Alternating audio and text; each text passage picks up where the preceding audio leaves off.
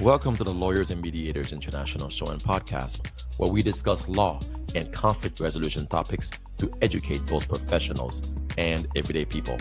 Catch regular episodes on YouTube and anywhere you get your podcasts. Just remember, nothing in these episodes constitutes legal advice, so be sure to talk to a lawyer, as cases are fact dependent.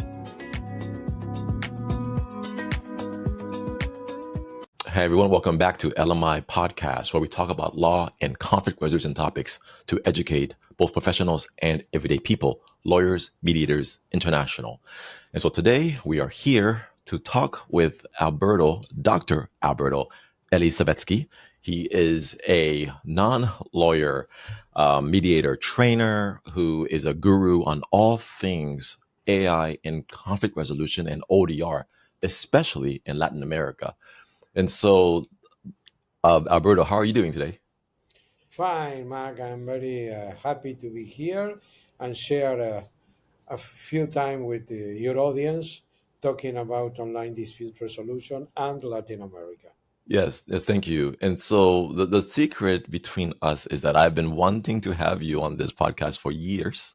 And I first learned about you from Daniel Rainey. Of course, you know Daniel. And he was guest number one on this show Okay. years ago. And so now I think you are episode number 320 something. And so it's been many years of just getting different people to come on and talk about this thing you're passionate about, which is ODR.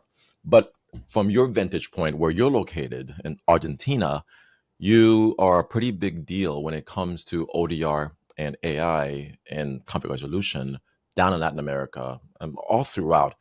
And so before we get into the topic, of today, which is a conversation with you about the future of ODR and AI in the world, really, I'd like to just introduce you a little bit.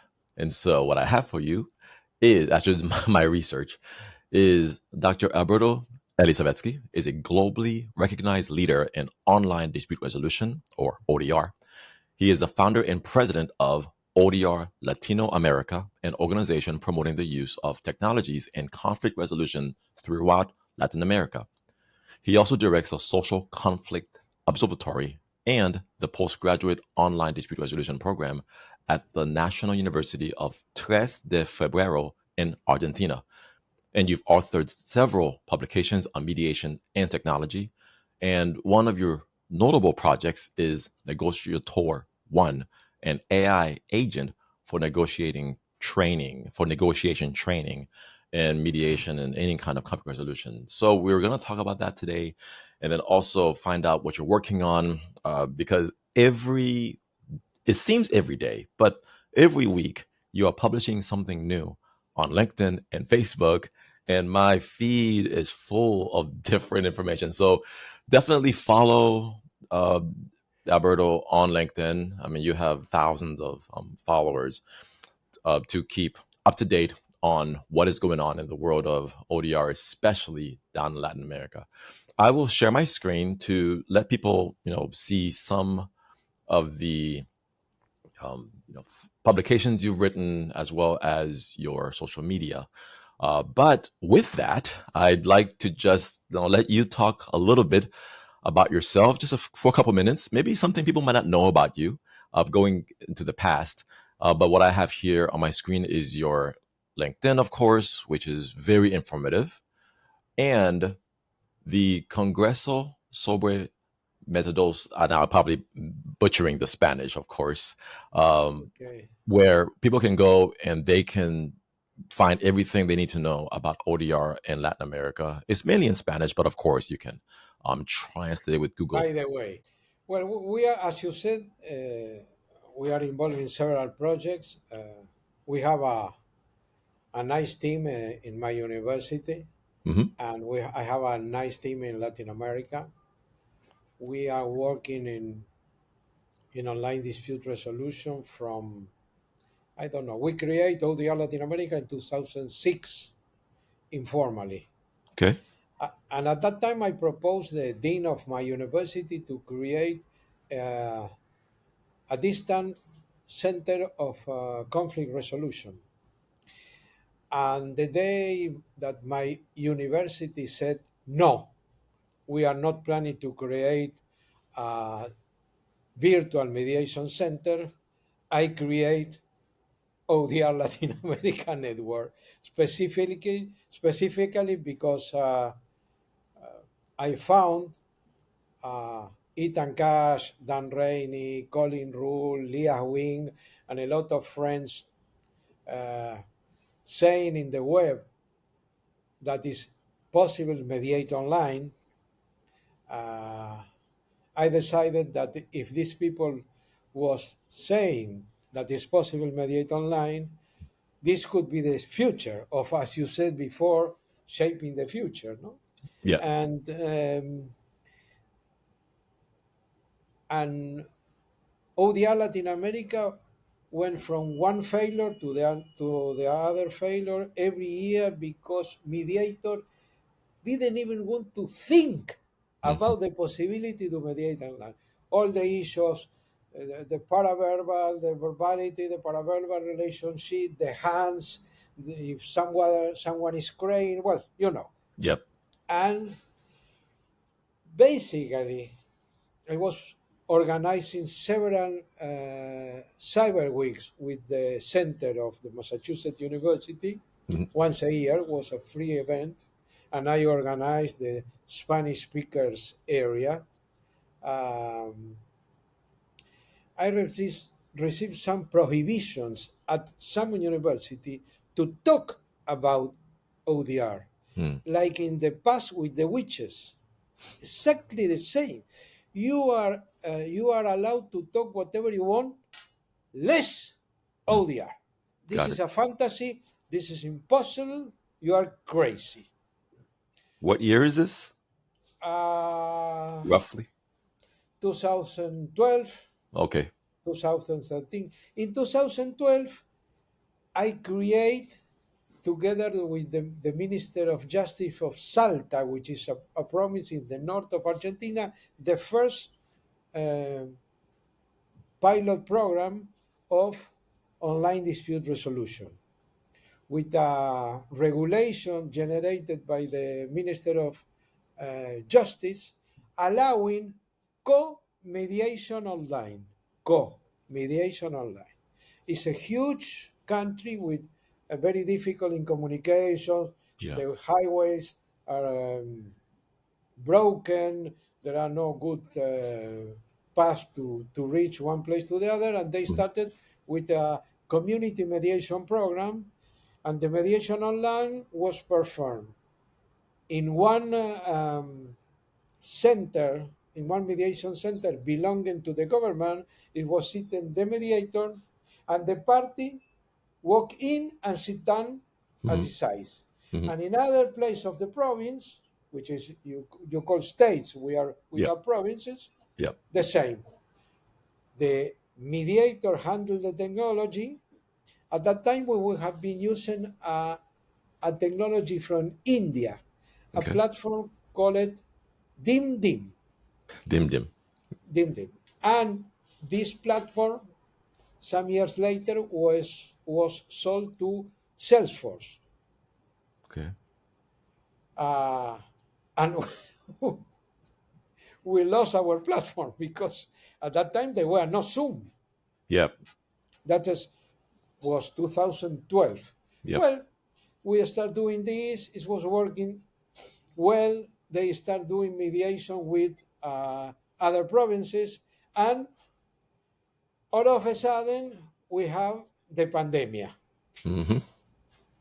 We continue working all this period, and we enrich our audience, and we had some people start learning and request training from our side in order to start thinking the possibility to mediate online for Yep. several reasons: cost, Yep. distance. They had no choice at that point. Yeah, Yep. yeah. Basically, for example, I wrote an article which is published in mediate.com about uh, online mediation as a breach of social inclusion. Okay. Why? Because the way that we look at online mediation is not for the people who has the last iPhone. Hmm. Okay, is when someone lives 200 kilometers or 160 miles or 300 miles for the mediation center, he has to request permission in the factory where he works as a blue collar in order to go 300 kilometers to have a mediation, perhaps with her ex-wife, lose the day, lose the payment, lose time, paying the transportation. And that's why we start talking about facilitate the people with less income the possibility to have a mediation service without moving him from the place where he's working or living. And that was the first idea. In 2017, we create the MEL. It's an electronic mediation online services Yeah, I see with your article. ah I see your article in 2016. Yeah, so you were definitely a forward thinker 11 years ago, 9 years ago on this yeah, topic. yeah, Yeah, thank you for that. I didn't know this existed. yeah. And we create a program Hmm. jointly with the government of Buenos Aires City, the city hall, Yes, uh, with this online mediation. Okay, for the citizen, it was a free services. Buenos Aires is a city with 3 million inhabitants plus 8 millions who walk in and out every day I from see. Monday to Friday. Okay. uh, in a very particular situation, and we start with them August, no, June 1st, 2017. It was the unique organization, I think, probably in the entire world, prepared to fight the COVID with online mediation. Hmm. Because all the staff was trained. At that time, they were doing 30% of the mediations online and 70 face to face. When the COVID arise, they Yeah, just move it to 100% online. got it. And this is a public policy free for the citizens. Hmm. So Okay? everybody was ready to go. Yeah.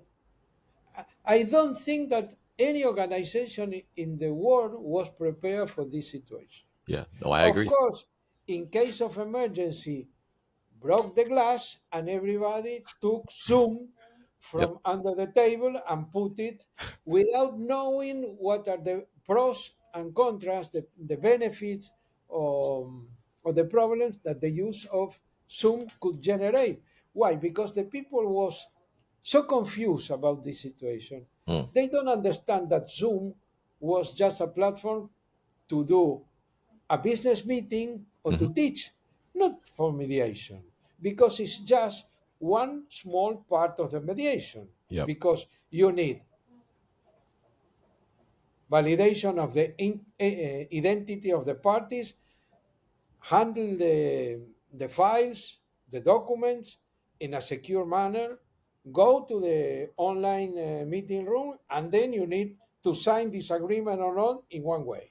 Yep. At that time, there were no a platform complete Yep. where you can go from one door and the exit is the other one. Yep. With the pandemic, we developed for the government of one province in Argentina, the biggest one. They already had 3,000 mediators. We registered it.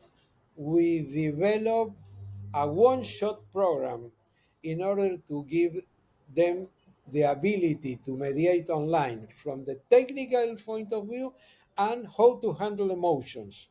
Got it. Okay, because Hmm. we create a protocol. And finally, we received 1,700 students, all lawyers. We create 70 classroom with 100 participants in each one, and we generate a full course for 2 months, Mm. going from the beginning at the end, in order to be prepared to mediate on land immediately. Got it. And we did it from ODR Latin America. And also, at the beginning of the pandemic, we trained all the labor mediation from the government in Spain in order to cope with the strikes and the conflict that arise when the, let's say, social restrictions were imposed. Yeah. That's why we have two emblema operation with the labor mediation in Spain, with this huge group of mediators in Argentina, in the Buenos Aires province, and we start training all over the Latin America and Spain, different group of mediators, different organization in online mediation. We teach in a year and a half more or less 3,000 mediators. Yeah. Well, this leads to a question. There was so much going on in Latin America, with you and all your colleagues. Most of us here in the US had no idea. I had no idea. I heard about you and what you were doing, but I didn't know how big of a deal, how prepared you guys all were. So it's, I guess many of us here are very, American centric, and we see things from a very American perspective. Absolutely, Yeah. absolutely. Yeah. It's basically when I am allowed to. I was speaking about us in 2012 in Stanford at the Hmm. Peace University in New York. But usually, when the panel started, I'm the last one, or I'm the one that it's too much for this panel. We have to cut your presentation. It's always that's why I don't care I about. apologize. No, no, no. But it's not from one person in general. Yeah. Okay, why? Because people from developing countries Yeah. in general don't pay attention what's going on in underdeveloping countries. Mm. I know what's going on, and it's Yeah. happened to me. No, I start talking 5 minutes and say, "Okay, we are out of time." Even though if I sit in the beginning of the panel, or at the end of the panel, or in the middle of the panel, what's going on in Latin America, it doesn't matter. It doesn't matter. Yeah. Well, but it's a fact. I think, I'm sure we have a lot of things to teach, to share at least, not to teach. Let's say about that we have to, because we have real life experiences. Correct. The same situation is going on with uh, mediation and artificial intelligence. I Hmm. saw a lot of courses floating around, very expensive courses, very expensive. The mediators or negotiators, they don't need to be experts in artificial intelligence. Huh? They don't have to be software engineering. They just have to be friendly users. And that's why we create, as you said before, Negotiator One, Yeah. which is an artificial intelligence personalized agent, very, very useful and concrete for mediator and negotiation. They just have to be into the environment and start using. There are no, of course, we give some ideas what's going on with the prompt, what they should know, because the issue that we said is the artificial intelligence will not replace our job. Yeah. We will replace for a mediators Don't. who knows how to deal with artificial intelligence. That's Correct. the issue. Correct. And with this prototype, we are giving to all our students in our monthly basis courses regarding, uh, we have a course certified for the Minister of Justice, which is part of the course is online dispute resolution in general, all the platforms that floating around, and part of the course is AI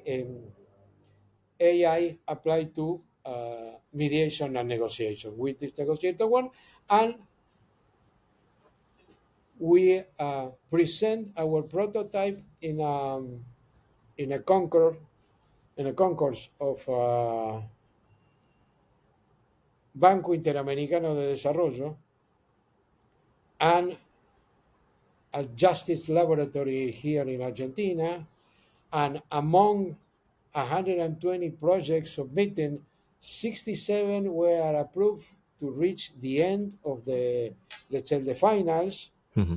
And we have been one of the startups or Yeah. service provider uh, winners, and we will receive in a few days funding directly from the Inter-American Development Bank to develop for the first mediation center of one judiciary power in Argentina.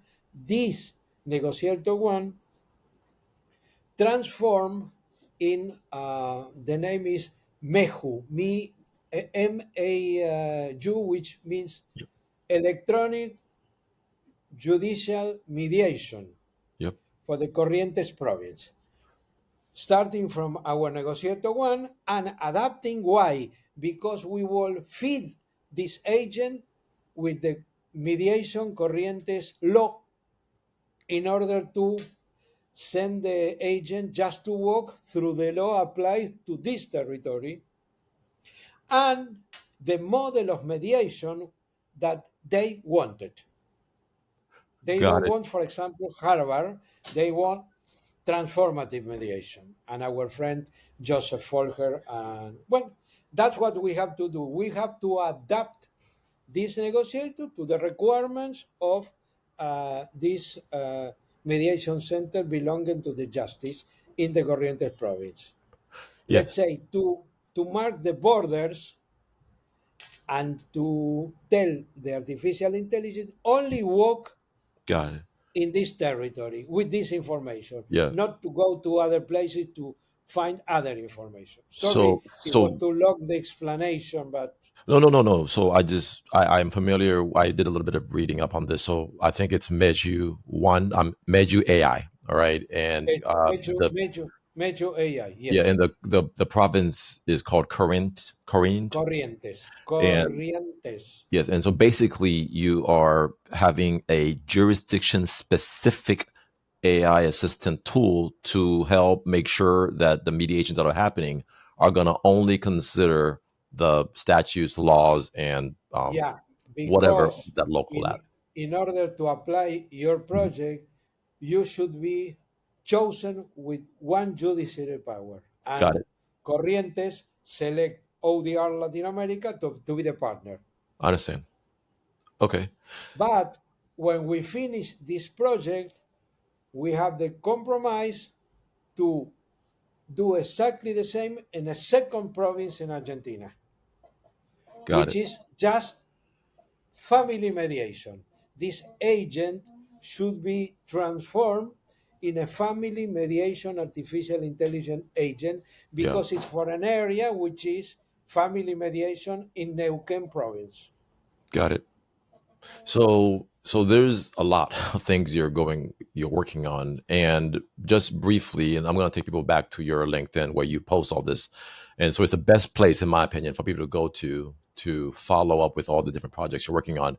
So in this month, in August, okay, you are working with, and the organization is called SynCalp, Yes, and you are doing a training with IMI. we are doing. We just a few months ago received authorization from IMI Hmm.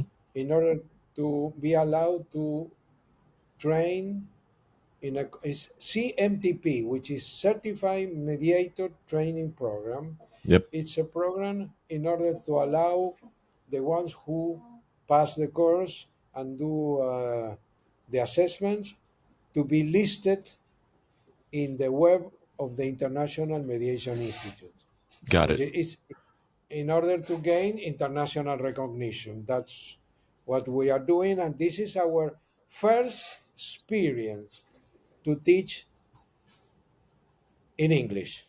Okay. For Oh, that'll be example, exciting. Our common friend Dan Rainey will be Yeah. one of the teachers. Yes. So that's August, and then in October, there's going to be Tijuana. And can you talk about that a little bit? Tijuana in Mexico, we will have an event face to face and online. And with our representative, because we have one friend or fellow, one colleague, we have 14 representation in Latin America and Spain.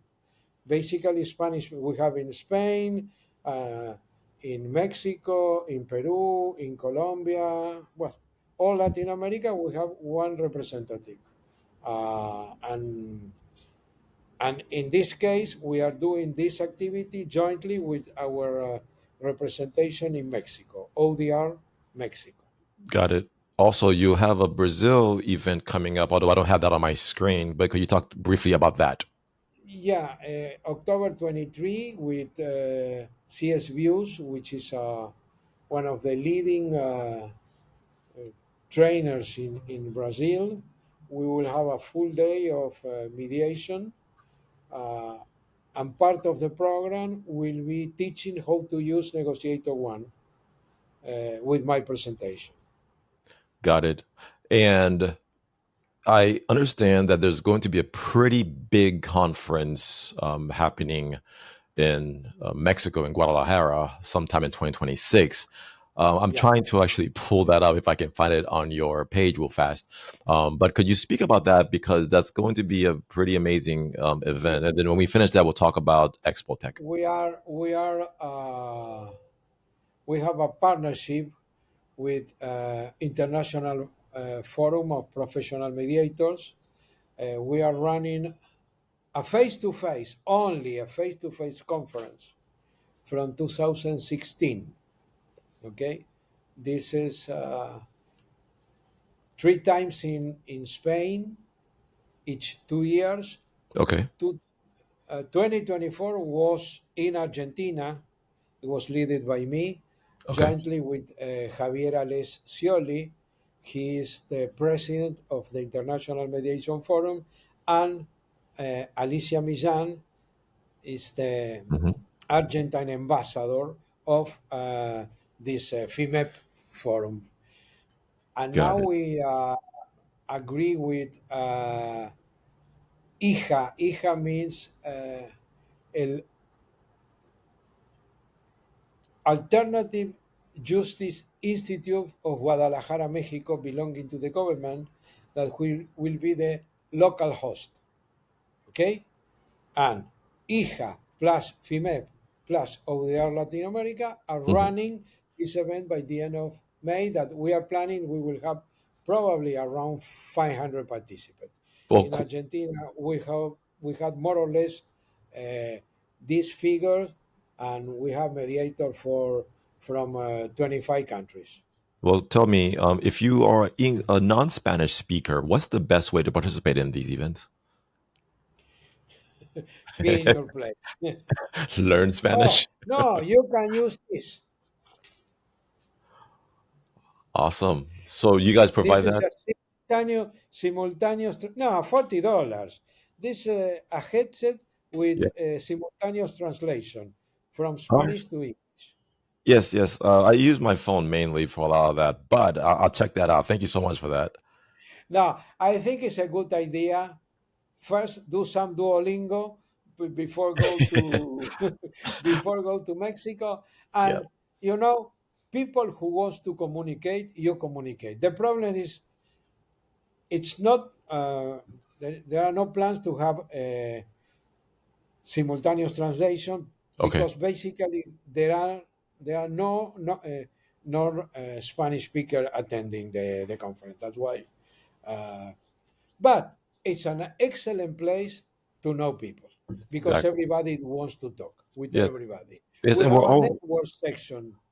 Well, it's great to network with people around the world on this topic because we all have that one thing in common, which is conflict resolution. And it doesn't matter where you are.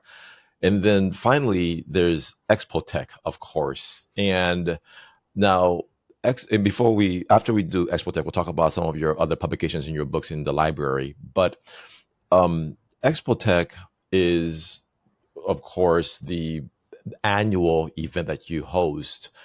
And this past year, I had an amazing opportunity to participate on the Expotech campus virtually. And so me, Dan, and people all over the world, mainly Spanish speakers, got a chance to come and share their expertise when it comes to AI and just anything on legal tech and ODR.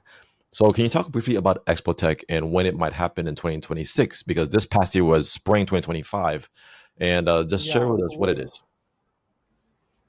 we will do by the end of 2026 another ODR Expotech. It's a fully online event. Yes. At the beginning of the Expotech, nobody from Latin America want to make presentations because there were no knowledge. Hmm. There were no knowledge about this. And okay, now we have, for example, I teach one subject in the program that I work at my university. I teach during one semester online dispute resolution as part of the under degree program Yes. in mediation and conflict resolution that we have at my university. Then I start teaching face to face because we have students coming physically to the university, or we have a lot of students online because we have two degrees. One is only face to face, and one is only online. There are Got it. different courses. It's around 1,600 hours in order to be uh, to get your degree in which is an university degree before before the postgraduate program in order to be mediator and conciliator. And from 3 years more or less, we have been authorized for the education ministry to include online dispute resolution in the basic curriculum.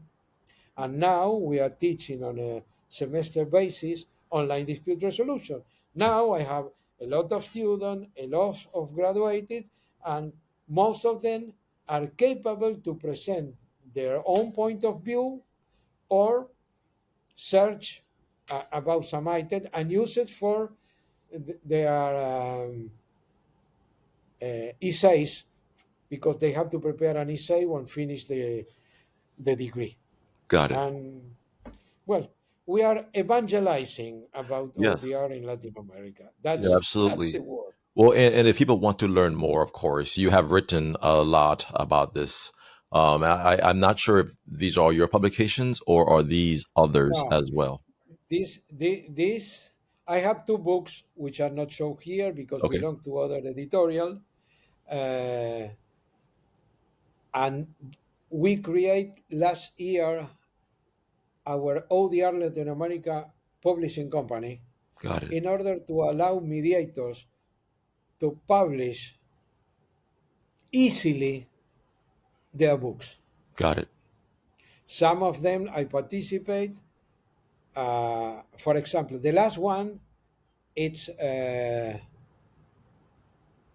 negotiate with machine. No, negotiate with machines, mediate with humans. That's the name of the last book, which is in blue in the This one corner, right and here. I'm the director.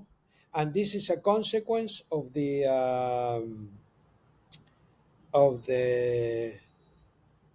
ODR Expotech 2025. All of the participants, which you are here, contribute with their chapter. They are Okay. participants of ODR Expotech 2025. I see. I see. So this is Is available. technology, Yeah. AI, and a new view of conflict resolution. Got it. Okay, so a lot of very valuable information, but the main website they can go to is, of course, ODR Latino America, and that's odrla.com.